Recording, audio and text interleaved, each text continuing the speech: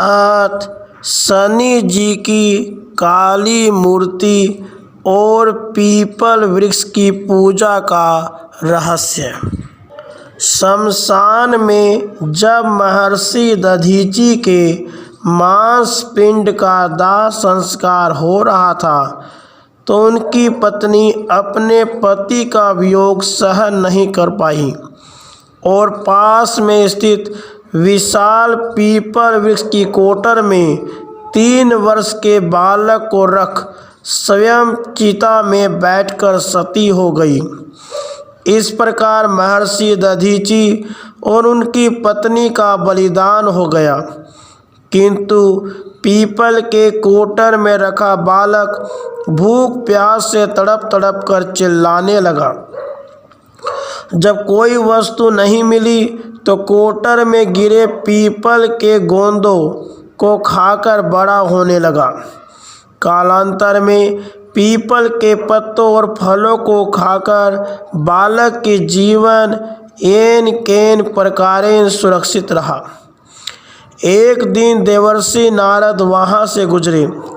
नारद ने पीपल के कोटर में बालक को देखकर उसका परिचय पूछा।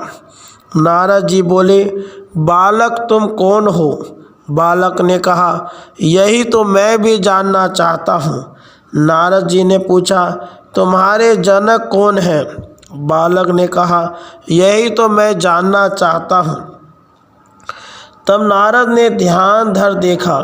नारद तो आश्चर्यचकित हो गए और बताया, हे बालक, तुम महान दानी महर्षि दधीचि के पुत्र हो। तुम्हारे पिता की अस्थियों का वज्र बनाकर ही देवताओं ने असुरों पर विजय पाई थी। नारद ने बताया कि तुम्हारे पिता दधीचि की मृत्यु मात्र 31 वर्ष की अवस्था में हो गई थी। बालक, मेरे पिता की अकाल मृत्यु का कारण क्या था? नारद जी ने कहा, तुम्हारे पिता पर शनि देव की महादशा थी। बालक ने पूछा, मेरे ऊपर आई विपत्ति का कारण क्या था? नारद जी ने कहा, शनि देव की महादशा।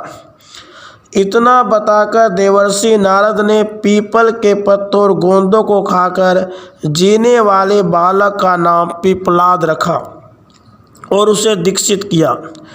नारद के जाने के बाद बालक पिपलाद ने नारद के बताए अनुसार ब्रह्मा जी की घोर तपस्या कर उन्हें प्रसन्न किया। ब्रह्मा जी ने जब बालक पिपलाद से वर मांगने को कहा तो पिपलाद ने अपनी दृष्टि मात्र से किसी भी वस्तु को जलाने की शक्ति मांगी। ब्रह्मा जी से वर मिलने पर सर्वप्रथम पिपलाद ने शनि देव का आवाहन कर अपने सम्मुख प्रस्तुत किया और सामने पाकर आंखें खोलकर भस्म करना शुरू कर दिया। शनि देव सशरीर जलने लगे। ब्रह्मांड में कोलाहल मच गया। सूर्य पुत्र शनि की रक्षा में सारे देव विफल हो गए। सूर्य भी अपनी आंखों के सामने अपने पुत्र को जलता हुआ देखकर ब्रह्मा जी से बचाने हेतु विनय करने लगे। अंततः ब्रह्मा जी स्वयं पिपलाद के सम्मुख पधारे और शनि देव को छोड़ने की बात कही, किंतु पिपलाद तैयार नहीं हुए। ब्रह्मा जी ने एक के बदले 2 वर मांगने की बात कही। तब पिपलाद ने खुश होकर निम्नवत 2 वरदान मांगे।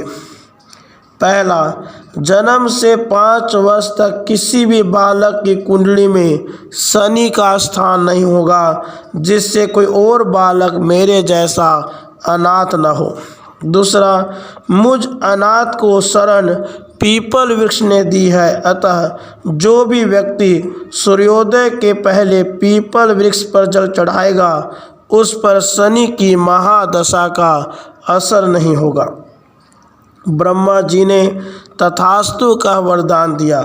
तब पिपलाद ने जलते हुए शनि को अपने ब्रह्मदंड से उनके पैरों पर आघात करके उन्हें मुक्त कर दिया, जिससे शनि देव के पैर क्षतिग्रस्त हो गए और वे पहले जैसी तेजी से चलने लायक नहीं रहे। अतः तभी से शनि शनैः चरति यह शनैश्चर, अर्थात जो धीरे चलता है वही शनैश्चर है कहलाए।